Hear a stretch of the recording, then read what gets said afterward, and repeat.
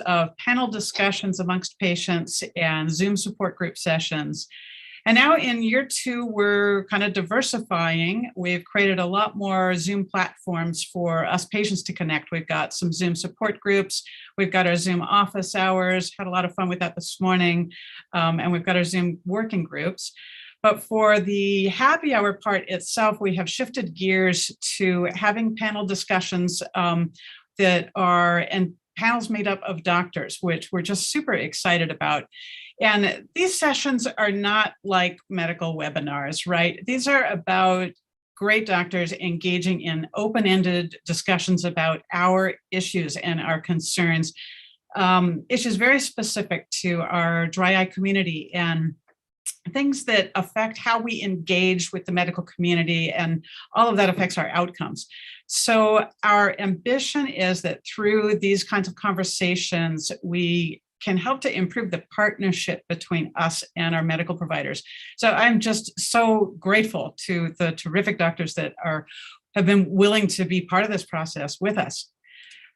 Today, as everybody knows, our session's all about scleral lenses. And our happy hour tradition has been to have everyone introduce themselves by answering a few questions. Aiden, can you post those into the chat? I know I always had a hard time remembering them before. And I can sometimes be casual to a fault, so I don't want to shortchange anyone. I also don't want to take too much time away from discussions by long introductions, but I do have to say a few words first about everyone. Dr. Roya Habibi is local to me here in the Seattle area. She fit my iPrint Pro lenses some years back.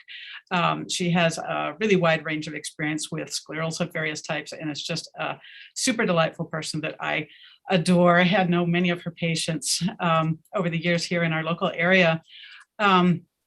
Dr. Bita Azghari at Boston site, I had the pleasure of meeting back in Boston almost exactly 2 years ago. And I remember some of our conversations from that time, almost word for word. So really happy to have her here. Dr. DeLoss at Kellogg in University of Michigan, among so many other things, just has a really wonderful insight into the head of a lot of people like us who are driven into PROSE or scleral lenses because of pain.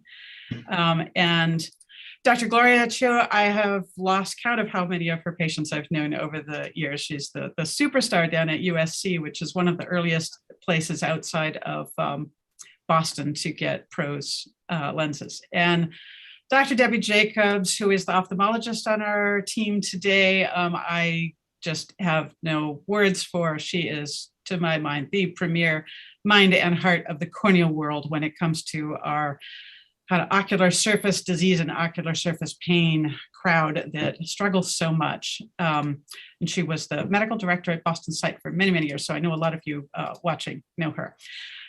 All right, so just gonna start randomly, I guess. Dr. Habibi? Hi. Hi, can I have you introduce yourself with our little question list? Absolutely. So starting with, you want to just start from the top question-wise, or how shall I do this? You're running late. I had a patient keep me a little late today. Okay, no worries. It should be in the chat. This is just your name, city, state, what you're drinking. If anything, you're probably not drinking in clinic. I wish right now. My name is Roya Habibi. I'm in Seattle, Washington. My go-to drink at the moment, or what I wish I was drinking, would probably be an iced latte with skim milk. How long I've been fitting lenses has been about, I guess, 6 years now. And a sketch of my newest scleral lens patient. I mean, I just finished one fitting a couple minutes ago, I guess. And it was a patient that has 30 years old, female, has graft versus host disease. That's her need. She has recurrent corneal defects, so severe dry eye. I fit her in a scleral lens. The brand I fit today was a custom stable by Valley Contacts. Treatment goal for the lens was to help heal the surface of her eye as well as provide better vision. And it's going great. She's super excited, had a great first impression, and is really excited to get her lenses made. Awesome. Thank you. And welcome. And again, thanks for being part of this. Dr. Azghari? Hi, thanks, Rebecca. So I'm Bita Asghari. I practice at Boston site, which is just outside of Boston, Massachusetts. What I'm drinking right now is actually just half calf coffee, but I'm saving my wine for dinner. How long I've been fitting scleral lenses? I'd say 6 years, similar, just like Dr. Habibi. And a brief sketch of my newest scleral lens patient. So this week I saw a patient who was traveling from Pennsylvania. She's actually a habitual PROSE wearer for many years, came with some complaints of not being able to tolerate the lenses as well. So as well as the lenses were fitting, we figured why not try to make it, take it from good to great. So we refit her, did some slight modifications, even added monovision, and she was elated, and I was elated with the outcome too. So you never know what you're going to get when there's room for improvement. You strive for better, and sometimes you get better than you thought you would. So that was my last patient. And the lens was a PROSE lens. The treatment goal was to improve her tolerability of wear. And like I said, take her from good to great. And she was ecstatic. So. Awesome. Thank you. And welcome again. Dr. DeLoss? Hello, everyone. I'm Karen DeLoss. I'm at the University of Michigan in Ann Arbor, Michigan. I am drinking a Sauvignon Blanc, and I chose a fun little glass to have some fun times. I've been fitting scleral lenses. I don't want to admit it. I've been fitting scleral lens. Gloria, help me, 13 years. And a brief sketch, I actually picked a patient that I just finished with, and she's about 37 years old, and she was referred in because she had a bad fitting outside of the at another office, and she was idiopathic dry eye. We're not sure what the true etiology is. And I fit her in Boston site lenses. And she, the reason I picked her is because she just came in on Monday, and she had her list of questions, which I always tell my patients to come in with. And she said, she's doing better. But she said to me, am I always going to feel the lenses? And I think that was the reason I picked this patient, is because I think that's part of the goal of what we're going to talk about today. So it's going well, and I'm optimistic, and I want her to remain optimistic as well. Awesome. Thank you. I love that about telling patient to bring a list of questions, by the way. We'll get to that too. All right, Dr. Chiu. Hi, everyone. My name is Gloria Chiu, and I practice in Los Angeles, California at the USC Roski Eye Institute in the Department of Ophthalmology. I am drinking water because I just got out of clinic. I would say my go-to drink, non-alcoholic, is a green tea latte with oat milk. And alcoholic, I really enjoy Riesling. I have been fitting scleral lenses for as long as Dr. DeLoss. We completed our cornea and contact lens residency together in 2009. So since then. And two patients, I guess, that stand out to me from today. I had a consult for a patient this morning who has severe dry eyes following LASIK. And she also developed kind of diffuse scarring in her left eye. She doesn't know when she developed the infection or inflammation, but she has scarring that's disrupting her vision. So we're going to move forward with fitting a scleral lens just in her left eye. The particular lens, it happened to be the Maxim scleral lens by Oculars. And we're just getting started, so she's excited about that. And another patient I just saw this afternoon, it's a longtime patient of mine who has suffered from severe dry eyes due to Stevens-Johnson syndrome with a lot of inflammation, scarring, scar tissue, symblepharon. She broke her right lens a couple days ago, and is only wearing one lens. So these are the kinds of things, that complications and challenges that develop kind of on a day-to-day thing. And so we're going to get her some new lenses, which have really been able to improve her vision, quality of life for many, many years when many other treatments were unable to help her. So just two off the top of my head from today. And again, thank you, Rebecca, for gathering us. It's really nice and fun to be here today. Thank you so much. So glad to have you. All right, Dr. Jacobs, and I know you're not fitting lenses, but maybe just even sharing a memorable patient. Sure. So my name's Debbie Jacobs, and I see patients at Mass Eye and Ear Infirmary, where I am referred contact lens problems and patients who might be candidates for scleral lenses or PROSE. I also see a lot of contact lens keratitis, infections and such referred from throughout New England. What I'm drinking, I'm into the hard stuff. I'm drinking a Negroni. It's beautiful color. It's a gin drink that also has Campari and vermouth. And this was a pre-mixed one out of a bottle that someone brought me as a house gift. So I could fix it very quickly for this call. I did fit scleral. I was medical director at Boston site and mostly was supervising troubleshooting and giving permission to go ahead in cases that, strictly speaking, weren't contact lens candidates. That's what it felt like 15 years ago. And I did actually fit lenses during Karen Carrasquillo's maternity leave. So I stepped in, and whatever systems we had in place then, I just took over and I fit a bunch of patients during that 2-month period. I do have a newest, I saw 3 people today. One is the person I most recently referred for Scleral, and he's a 50-year-old GVHer, never contact lens wearer, Black immigrant from Haiti, has not always been taken seriously by the medical professionals he's been seeing, which tells you something about healthcare in our country. But I thought that he would do best in PROSE rather than in a commercial scleral, mostly just because of the time available for customization and training. I figured he'd need a bit of training.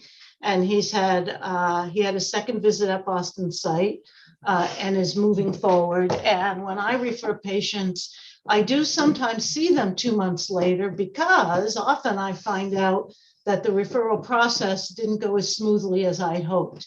Either insurance, there's often hurdles to be mounted. And if I just send them and never see them back, they may drop out for various reasons. So and he's moving along, so that's good. And I fit 2 patients in therapeutic soft lenses today.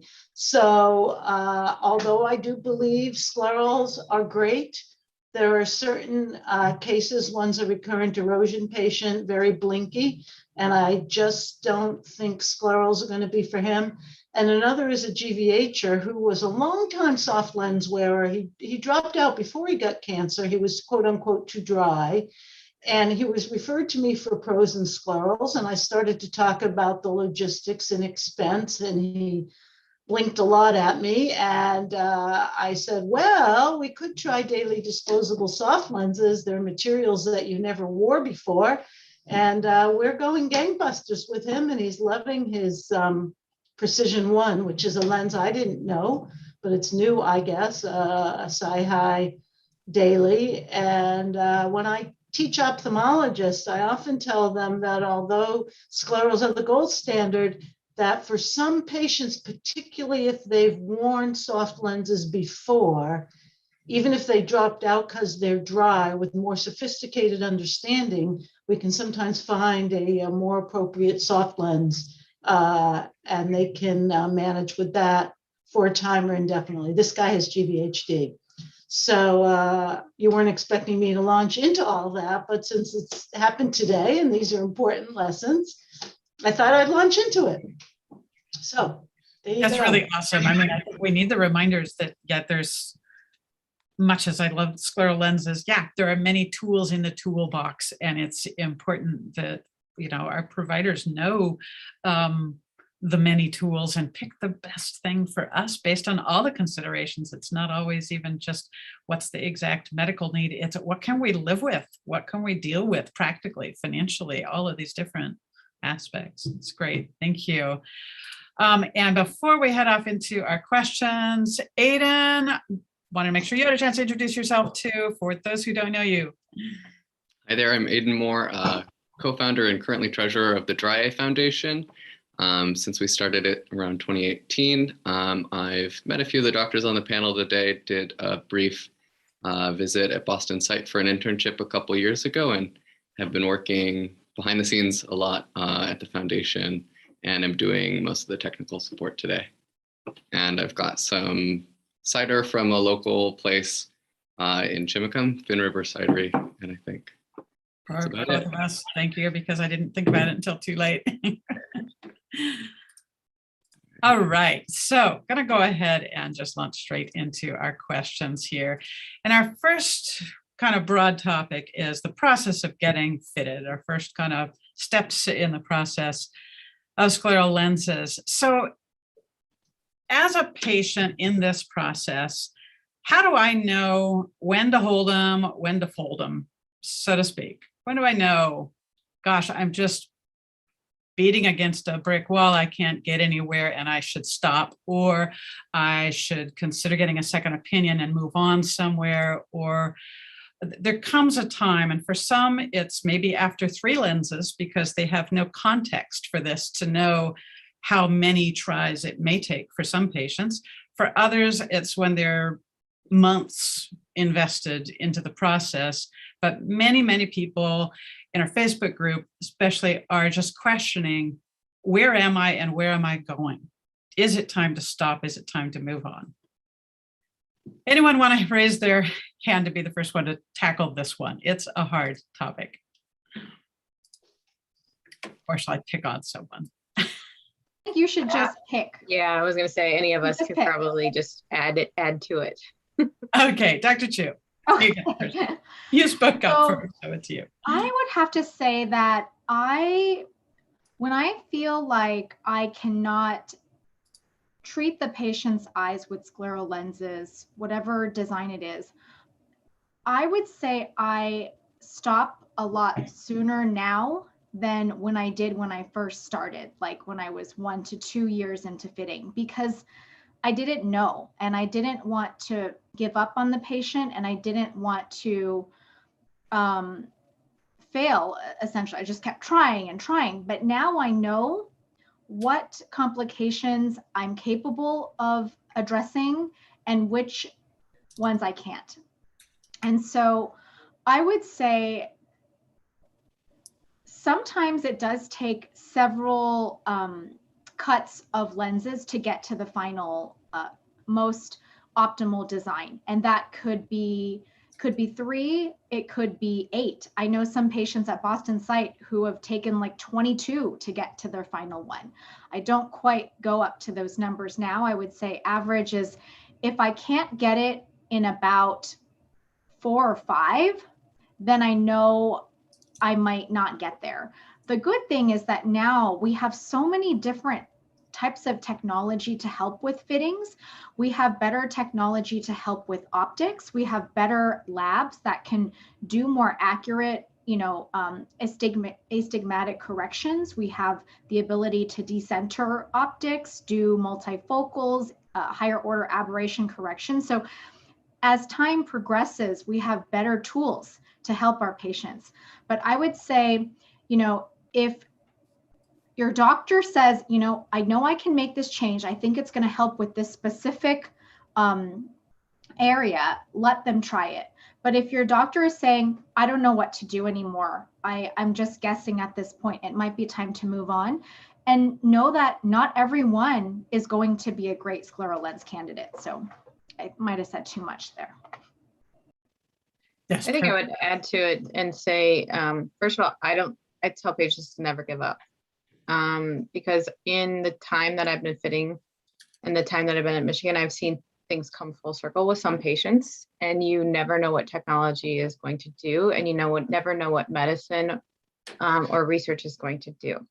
So that's I just don't want people to lose hope, because I want to try to give a seed of positive encouragement. It's a very, very complex question, though. And the reason it's complex is sometimes it depends on the etiology or the reason that the patient has the dry eye. So on the consult, I'll use a GVHD patient, for example. I'm looking for, do your eyes feel cooler? Do they feel wetter? Do they feel, okay. Then it also depends on size too. Sometimes you have to go smaller, bigger, larger, looser. So, and it also depends on the experience of the fitter in some regards too.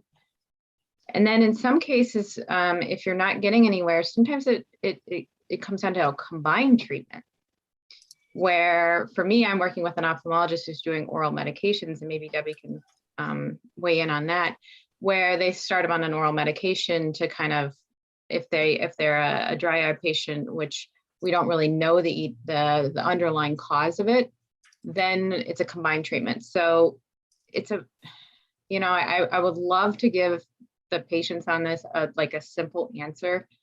It's not simple. And I think I would say definitely I don't want to see patients who are dry eye and they start with scleral lenses. I personally don't think that that's the first place to start.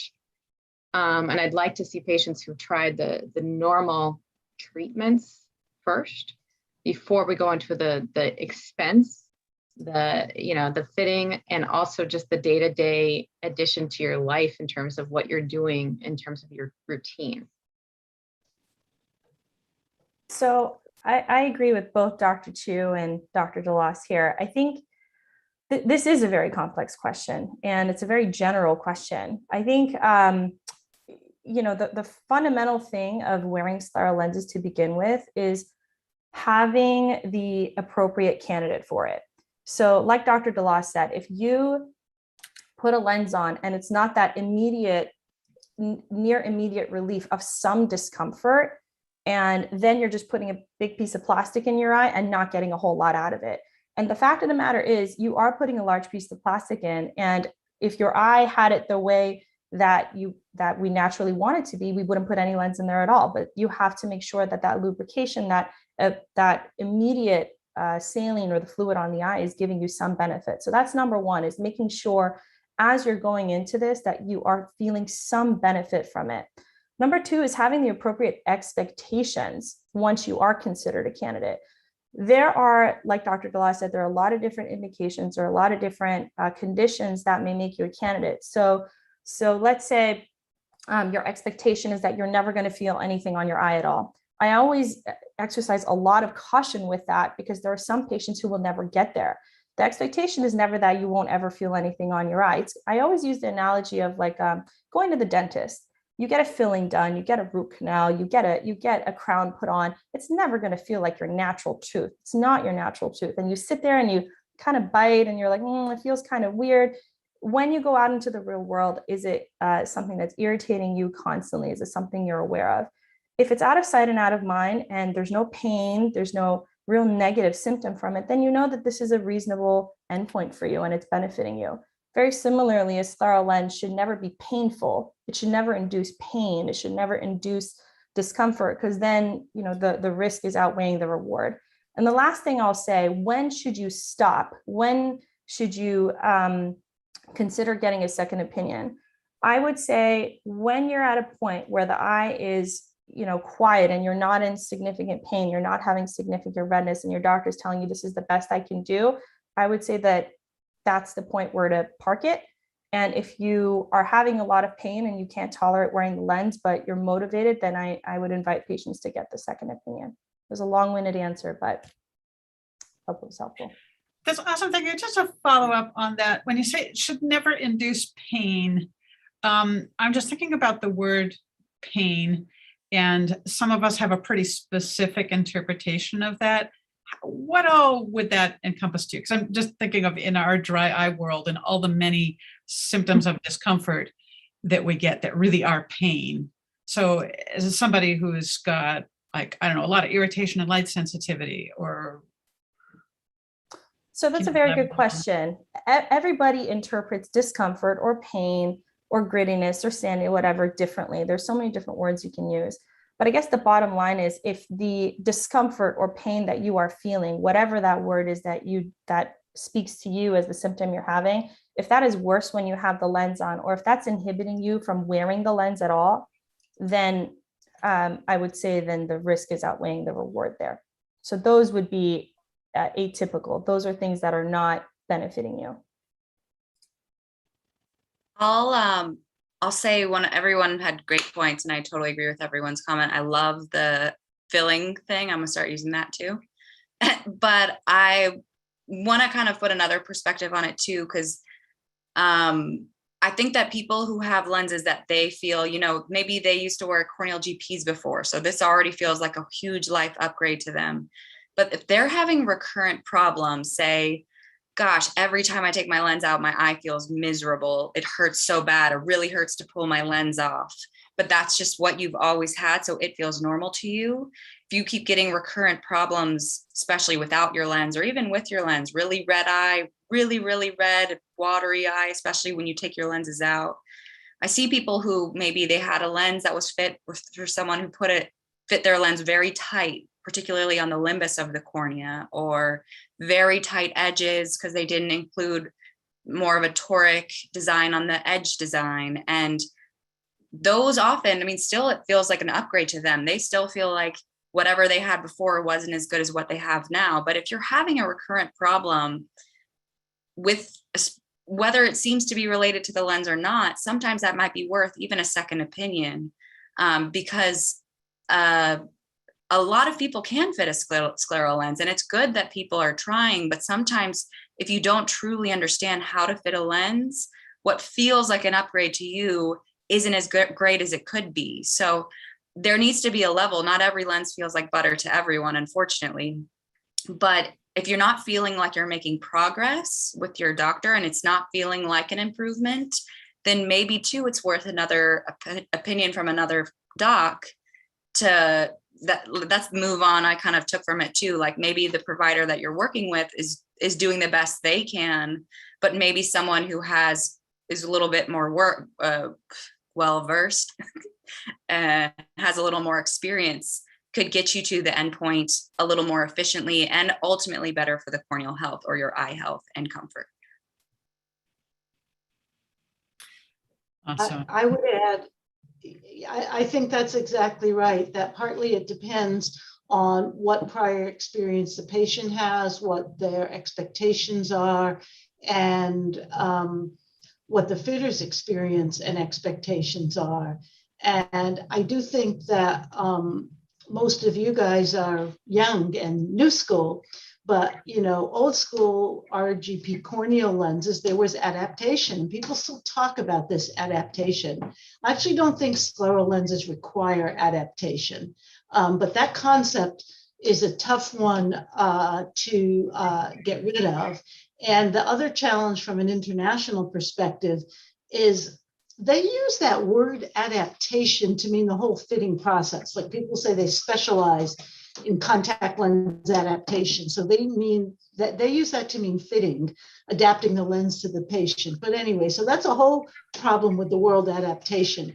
But I really do believe, I do a lot of scleral lens consults where I do throw trial lenses on the eye to determine whether or not patients are candidates. And then I refer for commercial scleral PROSE based on what I see. And I absolutely think you need to get the comfort. You should be able, with today's modern trial sets, to get good comfort and vision in a trial lens. At least, maybe the refractive power is off, or maybe you don't quite have all the toricity you need. But if the trial isn't very good, then I think you're headed for trouble, or you need a better trial set, or you'll need more types in your repertoire. But I think you have to have a very good trial. And if it's not, either based on comfort or vision, you've got to think about something else. Is there scarring? Is there amblyopia, at least for the vision aspect? Is there other pathology? For comfort, if you're not getting anywhere with trials, then I think there may be an underlying, pain or sensitivity, and you're going to make yourself and the patient crazy trying to get 20 minutes instead of 10 minutes out of a lens. So that's my own little clinical pearl. You should be able to do darn good with a trial. And the customization or fitting is based on what they're reporting, or when they come back in, or when you see a lens after 4 hours, or if they're telling you, yeah, I get a red ring. In my own practice, and I do see scleral lens bounces, the thing I end up pushing is going larger and looser. You can always find a lens that will center on an eye if it's small and tight. It looks marvelous, right? But not after a couple hours. And patients will put up with a lot if they have my keratoconus patients, they'll put up with a lot of misery just to see. And so I guess that would be, I don't like to give up, but if you can't get a trial that's good, you got to think in it either for more trials or they're not a candidate. And if they're unhappy, even though things look good to you, whoever you are out there, Dr. Fitter, you got to think larger or looser. You got to see them at the end of the day, which is something that falls by the wayside, I think. So that's my when are we hitting the wall advice. That really addresses a number of things that come up quite frequently in the group too. What should I expect with that initial lens? Should there be this huge wow factor? And if there isn't, should I go on with the process? I know that comes up a lot. Also, that adaptation word, and I know that somehow I've come across this in other contexts where I know I've been guilty of using it in a different sense yet. But we do see that in the group a lot where people are saying, so I've been told to wear it another hour every day and just gradually increase my wear time. And I was just kind of had a question mark over that. I don't really have a context for that. That's never been my experience with sclerals, just as kind of a follow-up. Anybody want to share more on that? I will if no one else will. So that's old school. And that was the teaching with RGP corneals, that you had to build up tolerance, and maybe you make more. I don't believe, and I'm going to be harsh here, I don't think it applies to scleral lenses. I mean, I do think that what you see at 20 minutes might be different than what you see at an hour or 4 hours, but that's the fitter's job. And problems a patient might encounter at 6 or 8 or 12 or 14 hours are yet another set of issues. But those are things that the fitter should assess with the patient in front of them, ideally, or patient give a logbook, or however people are doing it these days. But I personally don't believe there's a role for adaptation with scleral lenses. And that's a historical artifact. And it may, scleral lenses have exploded, and there are lots of docs fitting them, and they bring different things to the table in terms of how they were taught. But to me, I don't really see a role. Now, there are people who are barely compensated, people who have a failing graft with astigmatism, who need a scleral lens to see. And they may be people who we push hour by hour, but we don't want to get them to the point of have edema. So we may say, if you're clear at 4 hours, you can wear it a fifth. And then the next time come in and see me at 6 hours. And then we'll know what the limit is. But that's physiological, that's related to the cornea's, the sick cornea's innate ability to function physiologically with the lens on the eye. That's different than adaptation for comfort. And so, yes, I do those hourly increments when there's medical reason why a lens may not be physiologic for long hours of wear, but the patient needs to wear it to see. Adaptation for comfort and keratoconus or dry eye, I don't believe in it, but I'm harsh. I'm kind of in the Debbie school on that one, in the sense that what you want to separate out is an initial consult versus someone that's been wearing for a couple years or even months. So an initial consult, a couple indications is if I put a lens on the eye and the patient's like, take it out, take it out, take it out, that's a red flag to me. But I will still take a look at the fit. It could be that the fit of that lens is not correct or tailored to the patient's eye. So that's where I have to kind of have some decision making.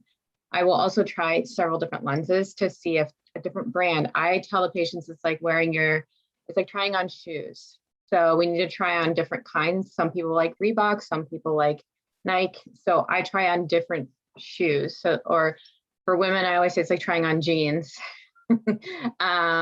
Because it's about finding what works for the patient. However, if all those systems fail on the initial consult, then that's where I started to consider other options for the patients, like a soft lens, like Dr. Jacobs recommended, or alternative treatments, or maybe also timing. So maybe this is not the right time for the patient. One consideration that I have for patients that maybe have a corneal neuralgia or severe pain that maybe we're treating or trying to utilize scleral lenses to help them with their pain, sometimes kind of easing into it in those situations, or patients that have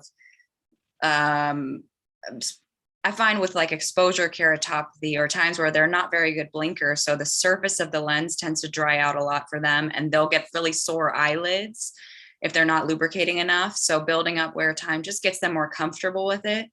I think it's totally legit that someone with keratoconus or something that's more ectatic is probably not necessary, and most of us are just used to saying it that way. But I think just encouraging people, because oftentimes it is a big lifestyle shift. So at first it takes a lot of time to learn how to put it on and off, and it's a big burden of their day. So if I just say, hey, just put it in once you get it home and kind of get used to wearing it at home, and then they're getting used to it more and more and can wear it all day, like that's really what you're just trying to get people past the hump, that it is kind of disruptive to your lifestyle when you get a new lens.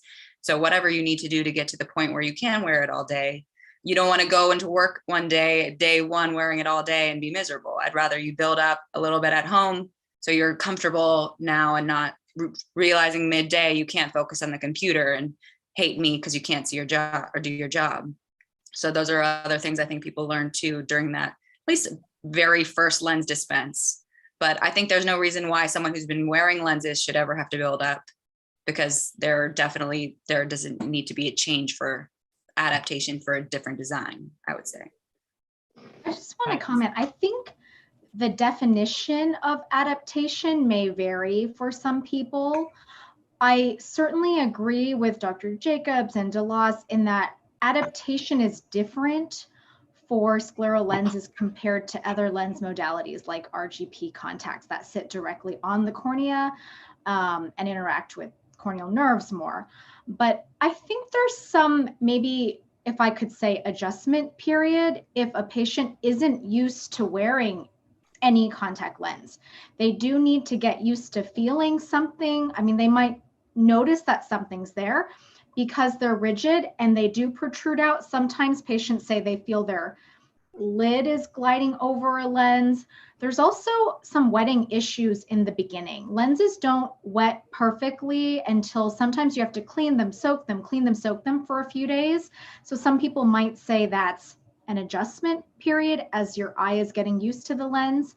So I wouldn't say that there's no adaptation, but maybe our definition of the word is different. So I do tell some patients when they're wearing it for the first time, there's kind of an adjustment period, getting used to putting them in, removing them.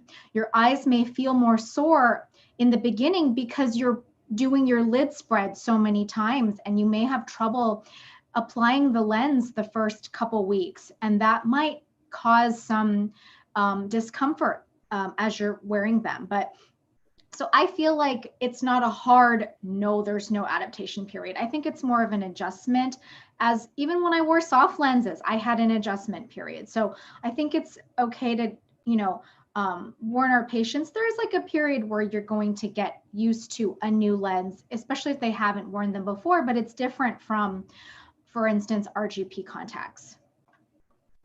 I also So- think, oh, sorry. That's okay. I just want to go ahead, go ahead and, sorry. Go for it. I was just going to say one thing on what Dr. Chiu was saying is one differential for me is it awareness or is it pain? Because awareness is to me an indication that is don't give up. Pain though, to me is like, okay, something's not right here. And I ask my patients, have we relieved one symptom and created more problems for you? Because we don't want to go in that direction. Sorry, Bita. That's okay. Ditto on that, by the way. Totally agree. So I think, again, it just depends on how we want to define the word adaptation, right? Like getting used to a foreign object in your eye, getting used to the plastic is one thing. And again, I'll go back to kind of that dental analogy or glasses. Let's go with glasses. You get brand new glasses, they're plastic frames, you notice them on your face. A couple of weeks, you're like, oh gosh, this is weird, I'm not used to it. A couple of weeks go by, then you've forgotten that they're even there because you've gotten used to it. So that's kind of, in my mind, adapting to a lens is just, again, not having pain, like Dr. DeLoss said, and just kind of getting used to the feel of the lens on your eye. And the second thing I'll say is, I'm a Boston site where we get patients from all around the country and the world. And we have a manufacturing lab, which we're very fortunate to have. And we are spoiled rotten as practitioners. And because we're spoiled rotten as practitioners, we can spoil our patients and we can have lenses turned around within 2 hours time. So what are we doing in these a number of days that patients are with us for multiple visits in a day? We're tearing a fit apart. Where do you feel it? How does it, how are you tolerating? How's the vision? And we're making very subtle changes. These subtle changes, sometimes I find, and I think my colleagues would agree, if they're just very minimal, where you feel the edge in one spot, or, oh, this feels a little bit off. Sometimes, more often than not, honestly, I just let patients go and come back, and it's like those glasses that they don't realize is there anymore, or the cavity they had filled, and they're like, well, I eat fine, it doesn't hurt, I can see fine, I can drive, it's okay. So in that regard, adaptation, yes, I think is appropriate, but anything where you have to force yourself to wear it and you're trying to fight through the pain, that's just likely, it's possibly not a good candidate, but that's my 2 cents. So I'm kind of hearing a number of these comments as almost sounding like an alternative or an additional definition of adaptation as kind of a natural decrease in hyper-awareness over time. Yeah. Right. All right. Let's go ahead and move on to training, because this is a huge, huge, huge topic. Application and removal of lenses. So how much training? I know this is going to be kind of a how long is a piece of string, right? But not easy to answer. How long does it take? Obviously, everyone's going to be different. But how much training should patients expect from their lens provider, the lens provider's team? And just to put this in context, this is a touchy point for me because of our group and how many people come into it that clearly are not being given training. And I want to equip them to go back and require what they need and learn how to ask for it. I do not believe that a Facebook group is a good training center for lens insertion and removal, right? We can provide tips and tricks and suggest tools to go talk to your doctor about, but we don't want to be training people in lens insertion. Terrifies me. So talk to me about this. And Dr. Azgari, how about you start us off on this one? Sure, I'd love to. First of all, I can say that can be one of the most frustrating things in the incorporating scleral lens wear into your life. So I completely appreciate that when patients find it frustrating, for sure. I would say on average, if I had to put patients on a bell curve, most patients fall in the center of the bell curve where it takes maybe 3 to 5 trainings to get like a solid grasp of it. That's somebody who's never worn contact lenses before, somebody who doesn't have any type of anatomy, which makes it more difficult to get the lens in, et cetera. But I will say I've had patients who've been able to, and it depends on their condition as well. If they have no sensation in the eye, the training can be done much faster. If there's somebody who has severe dry eye pain, they naturally just have a more difficult time keeping their eyes open. Their eyes are more sensitive. It's hard to get the lens on. And it can be a vicious cycle when you're training because it's just such an unnatural thing that you're doing, prying your lids open in an eye that's already sensitive. And then sometimes as you're going through training, you may start going downhill and you're not having progress because the eye is getting more irritated. With all that said, although the average in my clinical practice is probably 3 to 5 for someone who's a new lens wearer, I will say I've had patients who, when I know that they're motivated and they are pushing to get the lens in the eye, and I've been able to get the lens in the eye, we just keep going. I have a patient right now who's been doing probably, this is her, had her 10th training session today, which again is not the norm, but she's so motivated and she so wants to do this. And she made a lot of progress today. And we think on Monday, she'll actually be able to take it home. So motivation is also a huge variable here. So long as they're willing to put in the time, I'll put in the time. Could you possibly clarify what you mean by 3 to 5 trainings? Because the setup at Boston site is very different from most clinical practices. So when you say 3 to 5 trainings, can you explain, is that within 2 hours? Is that within a morning? Is that within 2 days? Because for me, I see a patient 1 time a day and they may not come back for 3 weeks. So when you say 3 to 5 trainings, is that 5 separate days? Is that, just to give our, our group some perspective, because it's different at every clinic. No, thank you for asking that, because I am in my little Boston site PROSE bubble and the way we do things is pretty different. So that is usually within 2 trainings in 1 day and 1 training the next day. So that is back to back, maintaining that momentum, and usually within 2 days. I would make a comment that the realities of practice around the country, whether it's in specialty centers like PROSE clinics or scleral lens, or I'll call them contact lens clinics within teaching institutions or multi-specialty groups, or if it's storefront optometry practices, there's quite a range. And this is the challenge, because generally the time spent in training is not reimbursed. There's opportunity cost within the practice. If you and your staff are spending time with the same old patient that you charged a fixed fee for, then that's not time you're spending with the next patient that you can get the next fee for. And so there is a natural tension in all of this. And that's a very hard thing to address. The way PROSE clinics are set up and the payment model for PROSE treatment encompasses training in the model, the global fee. And in most other scleral lens fitting, regardless of the brand of the lens, it's not built in any way. So it's basically coming out of the doctor's practice in one way or another. And the hard reality is that people are always going to try to do what's most efficient, or get away with what they can, or they may not be motivated. We have the same thing with cataract surgery, and people are eliminating post-op visits, and COVID forced us to think about this. And could we do it by telemedicine? Now, post-op check, where the slit lamp view may not be great by telemedicine, is still different. I don't know if you can do a contact lens training by telemedicine. I haven't thought about that, but I really think it would be very hard to. Everybody's laughing at me. You'd have to set up the camera and the view. I just don't think you could do it. And so I really do think this is an issue. I think that training probably does get short shrift, and just as it's easier to fit a mini scleral or a smaller scleral, it's easier to train a patient in a 15/4 than in a 16 or a 17/5 or an 18. And the doc has to make the judgment call, and the patient is at the mercy of the doc in the practice. And in some practices, They just think it's just like a soft lens thing. And, you sit down and then you go home and practice a lot and usually you get it. And if you're a middle-aged presbyope, maybe you're not motivated enough and you won't. And so, I don't know.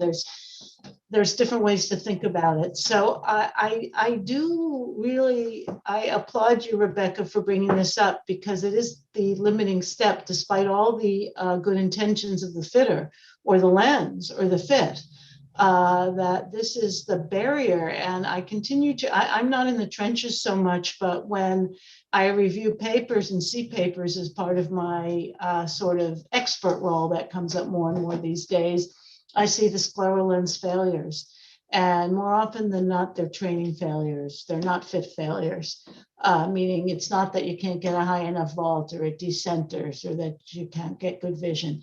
It's a training failure. And I just think we all have to put our thinking cap on, just as the whole approach to PROSE was based on bringing strategies to bear and coming up with a system. I don't know what the system is. I don't think it's a telemedicine. I wish it was a virtual system.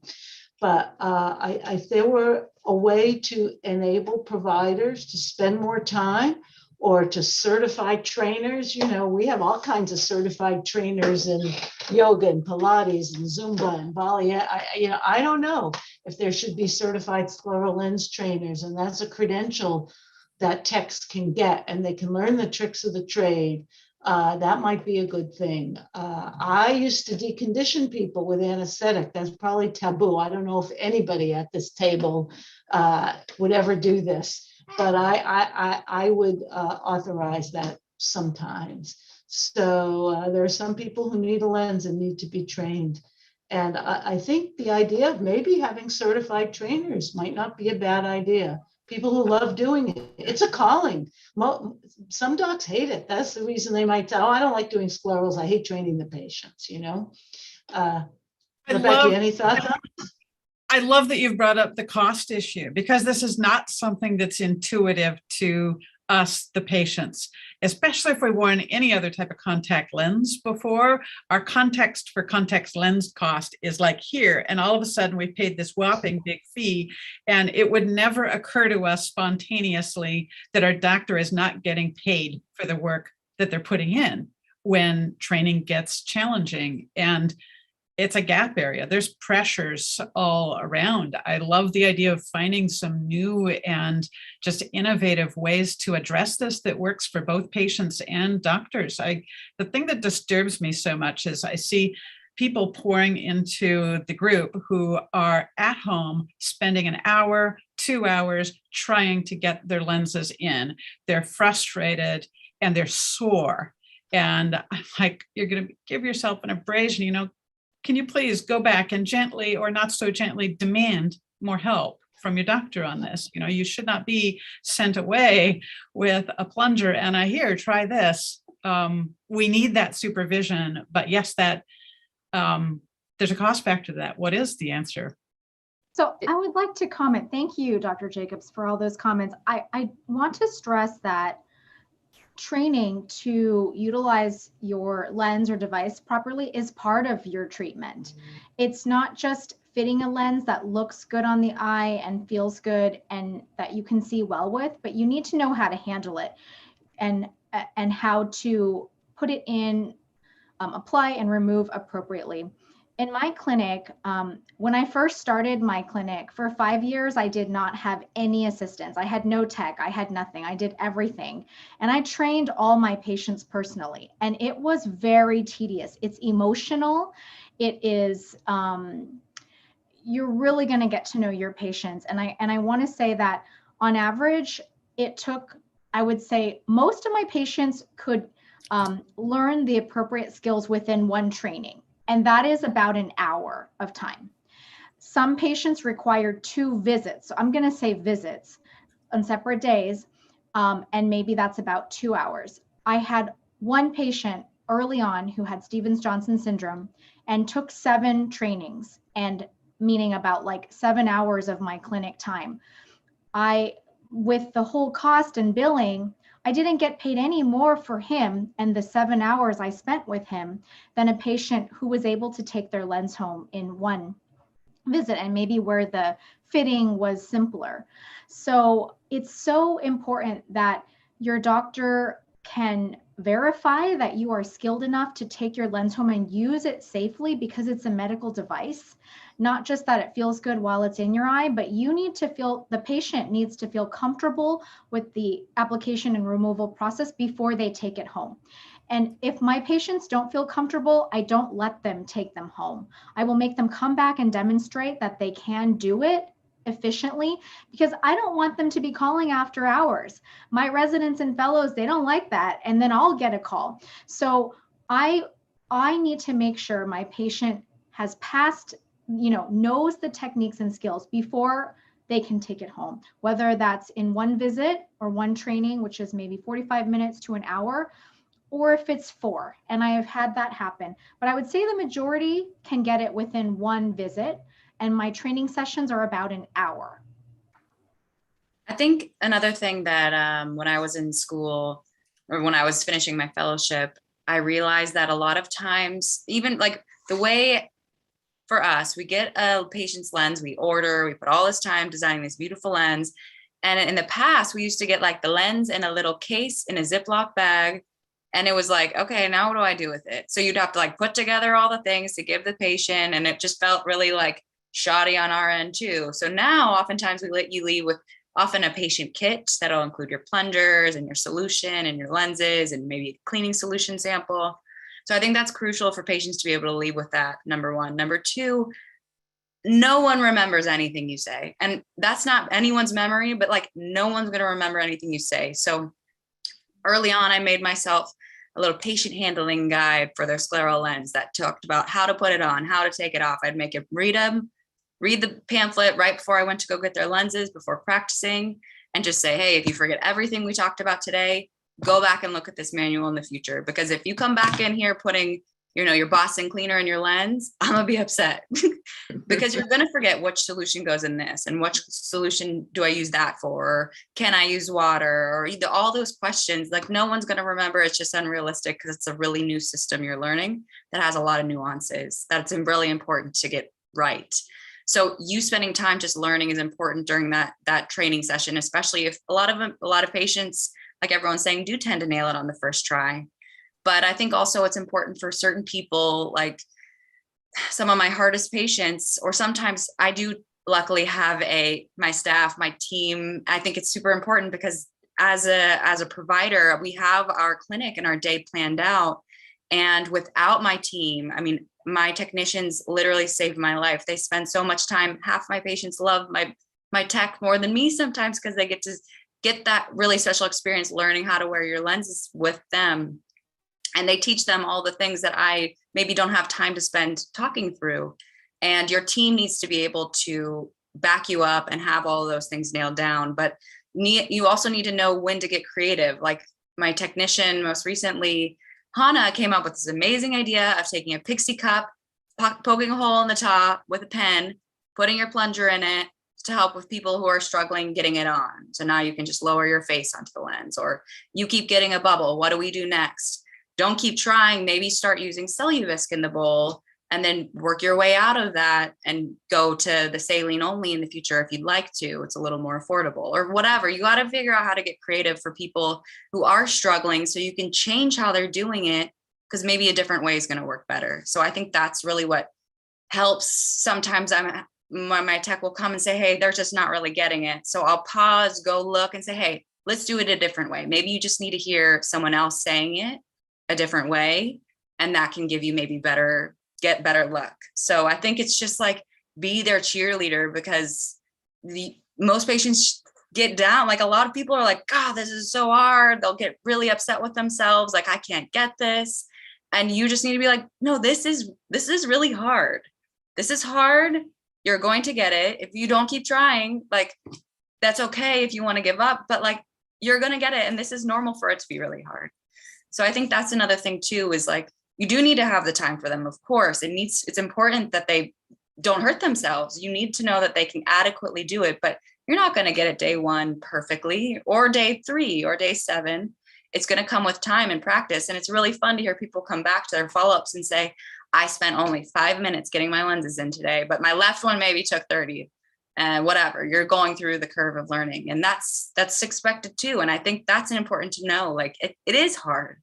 It is really hard to get them in.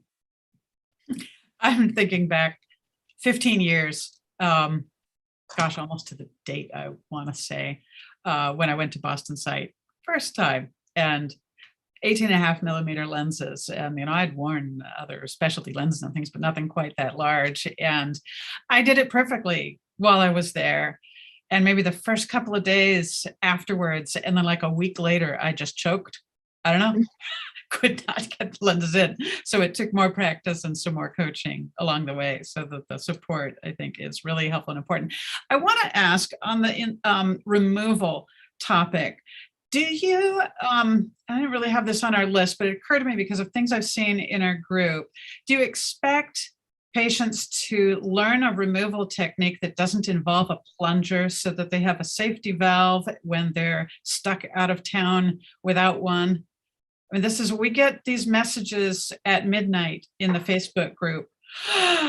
No plunger, can't get my lens out, help. I'm referring to your guide a lot. So, I'll tell you a funny story. I have really high astigmatism, and so they fit me in scleral lenses. And I didn't have a plunger after I took them home. So that put me in like high alert. We always try, for us, we try, like Roya was, or Dr. Habibi was saying, that there's so much information. So I always try to give people written instructions about how to do it. You bring up a good point that probably we need to be more diligent of teaching people emergency situations. Kind of to that point, we have lighted plungers and other things to help patients out, but I don't want patients to use that unless they absolutely need it because of that situation. Like, what if they forget it? What if they don't have it? I want them to have the path of least resistance to get their lenses in and out. I heard a robotized device was being presented at one of the meetings recently. Anybody know if that's actually out? No. There's one device that's for application that we saw. A gentleman was working on an application device, but I can't say I'd call it a robot. Maybe that is by definition a robot. And I don't know if there's one for removal, but yeah, I've heard a rumbling about it. Haven't really seen it in clinic much or at all, actually. In regards to your question about teaching without the plunger, to be honest, I don't regularly practice that during their training session in office. I do tell them to buy multiple plungers and put them in all places that they could think, like their purse, their car, their office, their home, and vacation. But it happens, and we get these calls and they forgot it. And obviously you can't buy them at Target or Costco. So there is a way, and we try to, like, when it comes to that, we try to walk them through it, where they try to press on their globe to break the fit, and the fluid comes out and eventually falls somewhere. It's often not a very smooth or glamorous procedure when you don't have a plunger. It's more like, okay, put some towels down in case it falls so you don't step on it and break it. Make sure you're not over the sink where it's going to fall down the drain or in the toilet. But there is a way, and I think in some of the brochures we've handed out, I can't remember if it's in the PROSE packet, that there's a way for removal without the plunger, and it teaches you to open wide, press on the globe outside of the lens, and try to get it to break seal, essentially. So there is a way, but it's always risky for scratching the eye, for dropping the lens. It's not the preferred method. So it's much better to buy like 10 removal plungers, give them to your partner, your child, put them in your emergency area with your jewelry. I don't know, just put them everywhere would be my suggestion.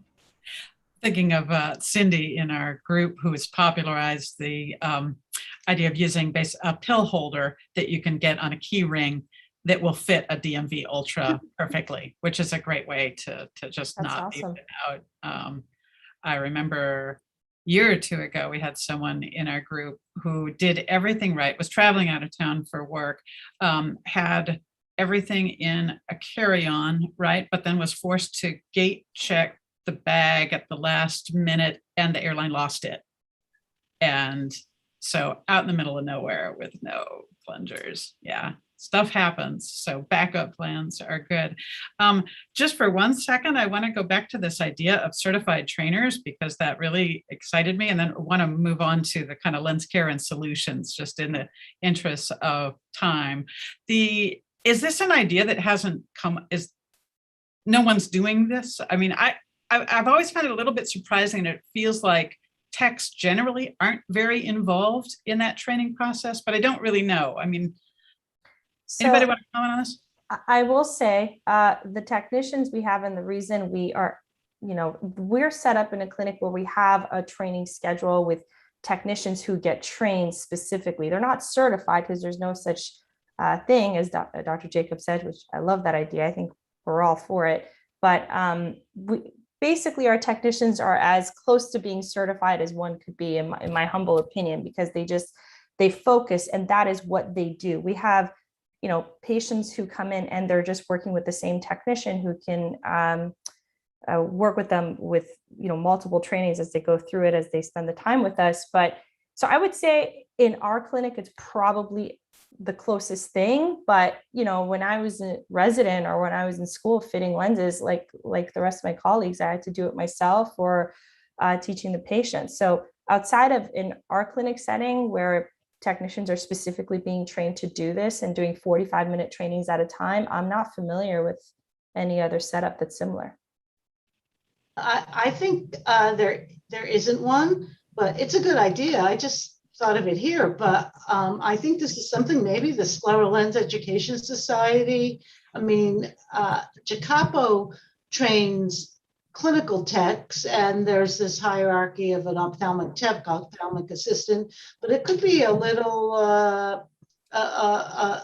a short teaching. The advantage of maybe having something formal is really is a body of knowledge. There are devices, like I love your pen and Dixie cup thing. That's a stand. There is actually a thingamajig, a stand to hold a plunger, but you jury-rigged one, and that's good. And Boston Site developed a lot of this over time when they realized they had to come up with standard ways to do things, and the knowledge was cumulative. So I'm not in a position to do it, but I think this is something that could come organically, and it could be something as simple as it could be a virtual training with materials available.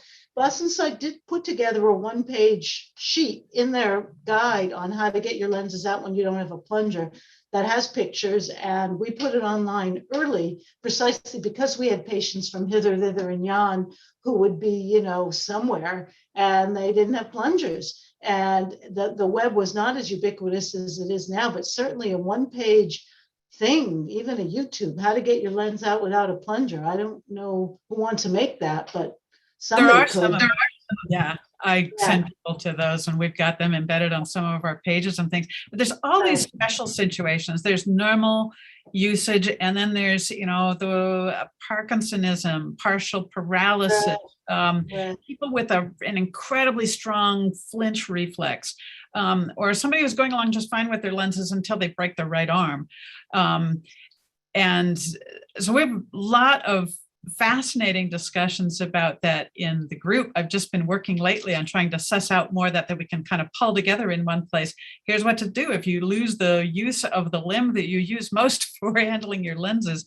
There's just, as you say, there's a huge body of knowledge. It would be great to get that formalized into something that staff can tap into. Anyway, I would love to follow up with any of you that are interested in that. I think it's interesting because there's so many practitioners and optometrists now who are only themselves learning how to fit scleral lenses and how to even put lenses on their patients in the first place. So I think as more and more practitioners are fitting scleral lenses, people are going to learn and share their tricks. But that is a really good idea. I think, we could create like a lecture for, tricks for scleral lens trainings alone, not just fittings, but for trainings and how to incorporate them into like a clinic flow. And I know there's some meetings, like the American Optometric Association, they have like para-optometric classes.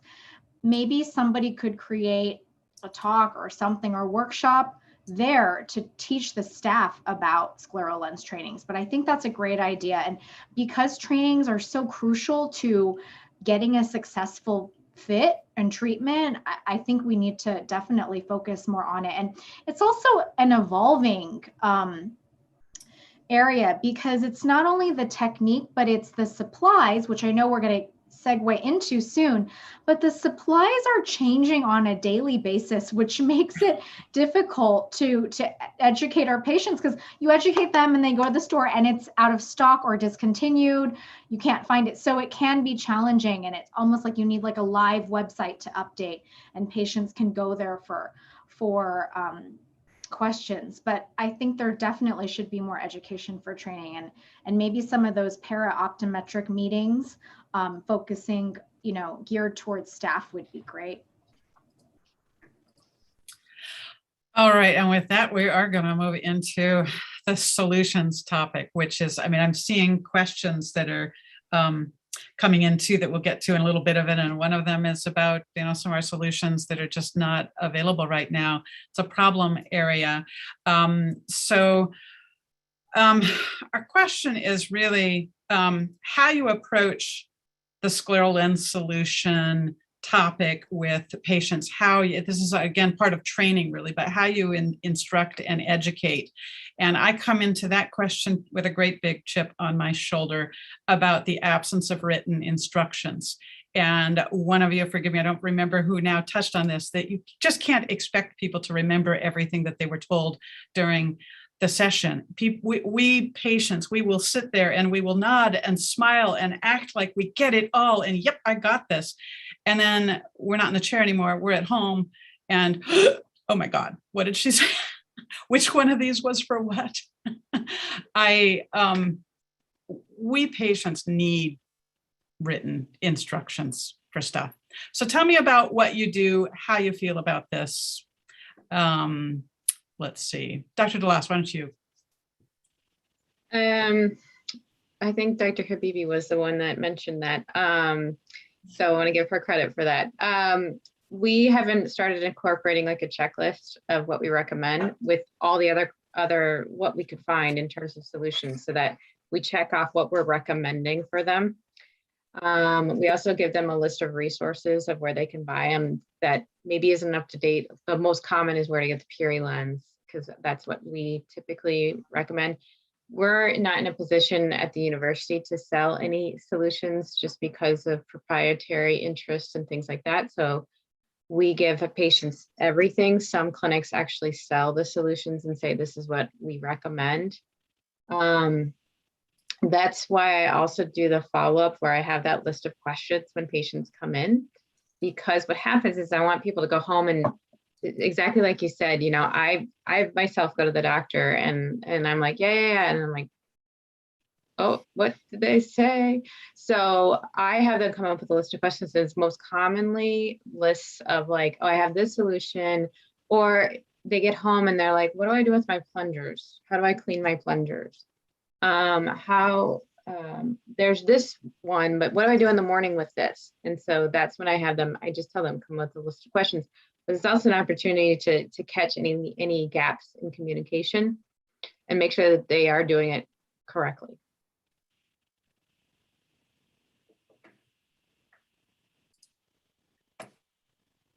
Great. Anybody else got something to share? Yes. I think that, yeah, definitely. I agree with giving written instructions. I've created like a one-page handout on salines for application and a handout for cleaners, just because it changes so often. And then I put like a picture of what it looks like, where they can get it. And if I have a preference, I'll circle one on it for them. So if they're like, there's 5, which one do I choose? If really they can use all of them, I'll say, you can get anyone that's available for purchase. Or if there's one that I feel might be better for them, whether it's buffered or not buffered, or whether I think a size is important, whether, you know, we know that some bottles are multi-dose and can last a couple days. If your patient maybe only wears one lens part-time, that might not be the best type of bottle for them. Maybe they should be using single-use vials. So I create handouts and then kind of circle the one that I recommend for them.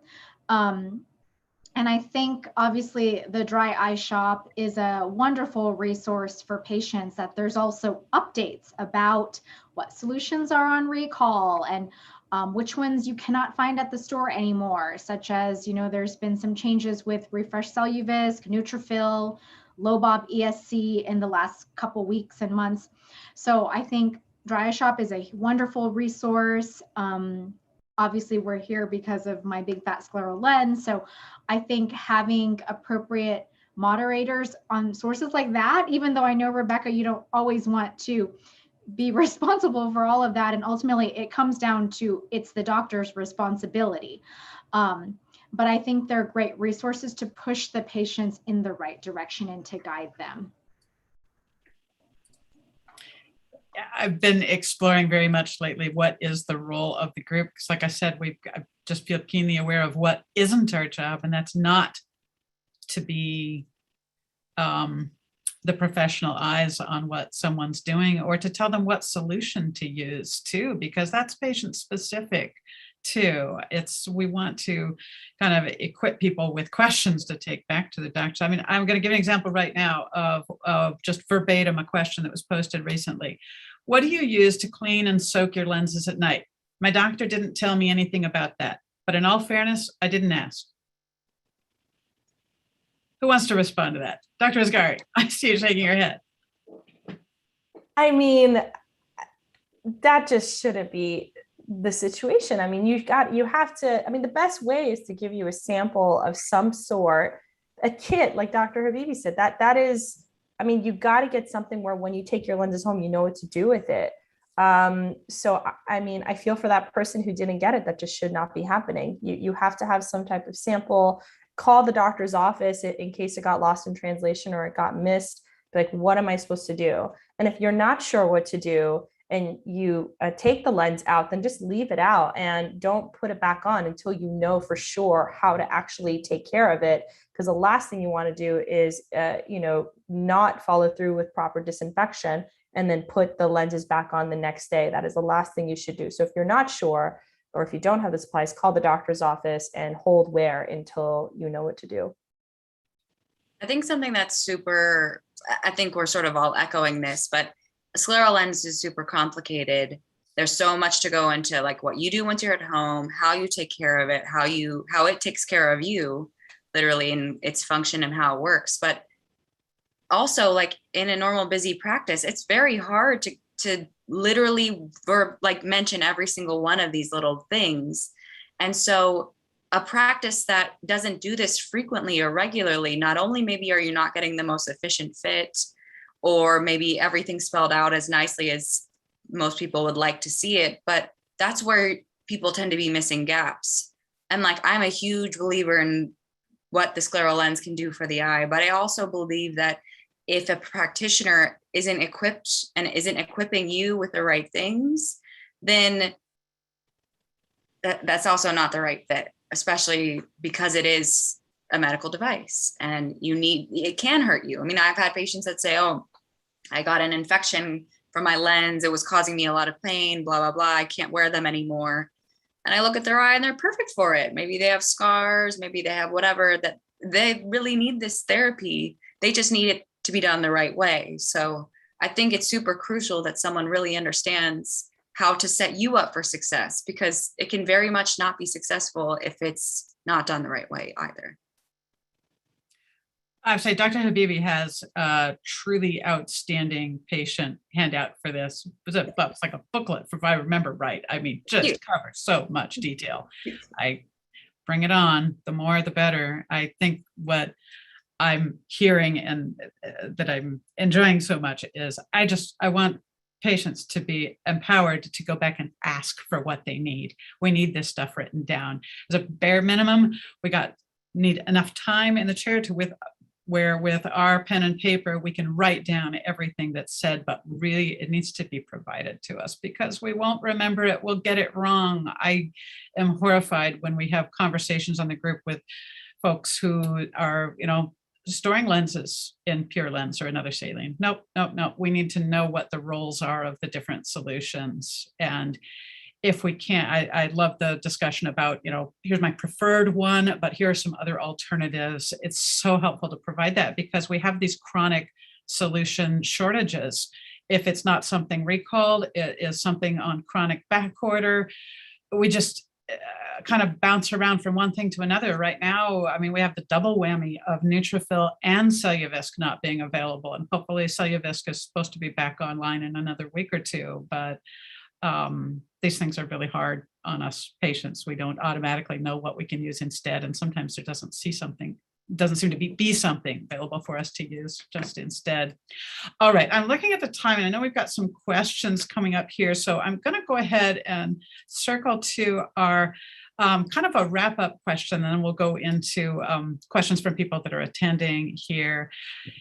This is just an I wish from each of you to just pick one, something that you wish every patient knew or that every provider knew about scleral lenses and the issues that we face.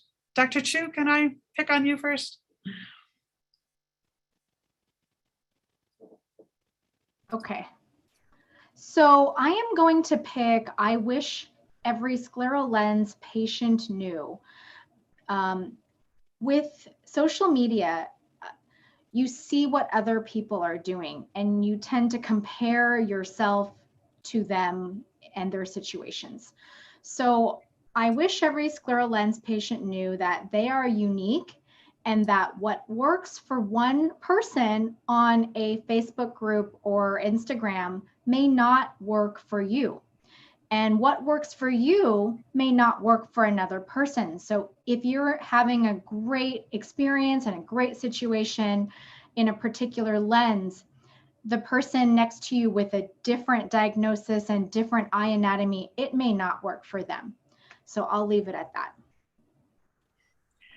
That resonates at so many levels with me. I'm thinking particularly of when we have people ask, how long can I wear my lenses? And I kind of cringe when I see, 18 hours, no problem. Because we know that there are those who cannot and should not be wearing them that long. Every patient is unique. Love that. Thank you. Dr. Azgari. So I will say the one thing that I wish scleral lens fitters or practitioners knew is that a full assessment of a fit and how it's functioning for the patient is not done when you're just looking at the fit. It's done after you remove the lens and after when you see how the eye responds, because there's so much that you can see. You could see a beautiful looking fit on an eye. Patient doesn't have any complaints. I think Dr. Jacobs mentioned the small tight lens. Yay, patient's happy wearing it. But once you take the lens off and you see how the eye responds, that's when your fit assessment is complete. So that's, there's so much I could say about that. There's so much I could say to patients, but if I had to pick one thing to really send a message home is take the lens off, put some dye in the eye, see how it's responding. Thank you. I feel like extrapolating that to, from a patient standpoint, we don't always know what we need to report back to the doctor that happened after we took our lens out at 11 at night. Mm-hmm. If it was painful and nasty and red and stayed that way for 48 hours, we have a part to play in letting you know there's things going on that you didn't get a chance to see too, because it wasn't in clinic. So it's about asking the right question. You know, how does your lens feel? How does your eye feel when the lens comes out?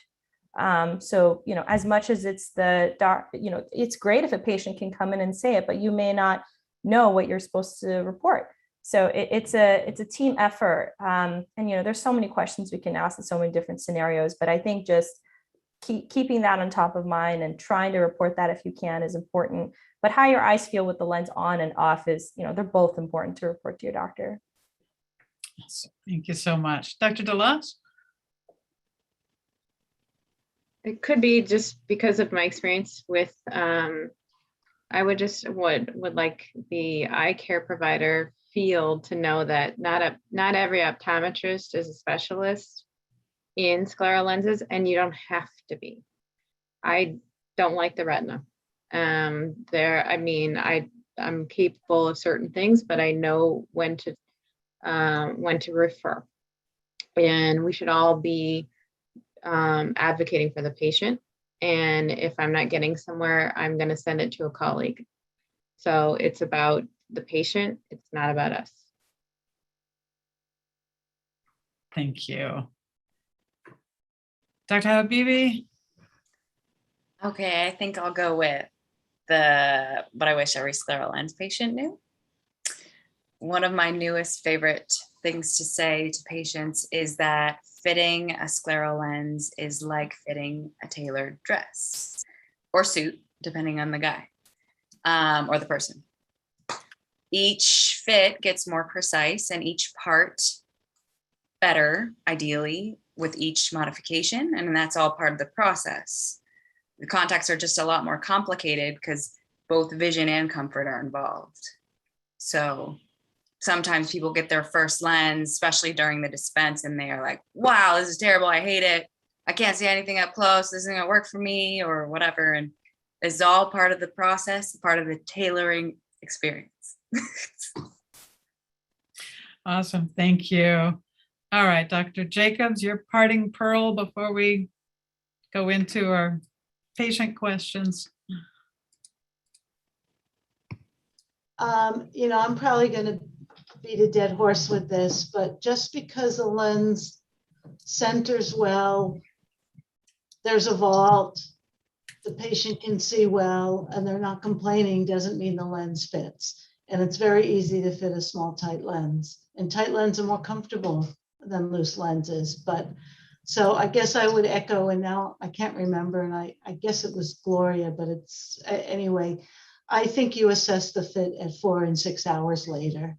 And that is not standard practice. And I understand at Boston site, they keep patients there for half a day or a whole day or many days. And that's not the real world. That's fantasy land that Dr. Asghari gets to live in. But there's no reason so you can't bring a patient back a few days or a week or 3 weeks later, late in the day, wearing their lens. And, you know, at Boston site, we invented this. We called it the 6-hour challenge.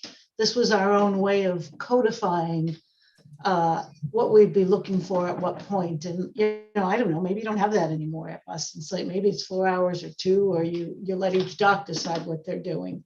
But I really think that that's when fit needs to be assessed, when the lens has been on. And that's when you can assess things like suction and what the eye looks like after it's gone. And so I guess that's what I would say. I would echo that it's not a fit based on what you see at the beginning.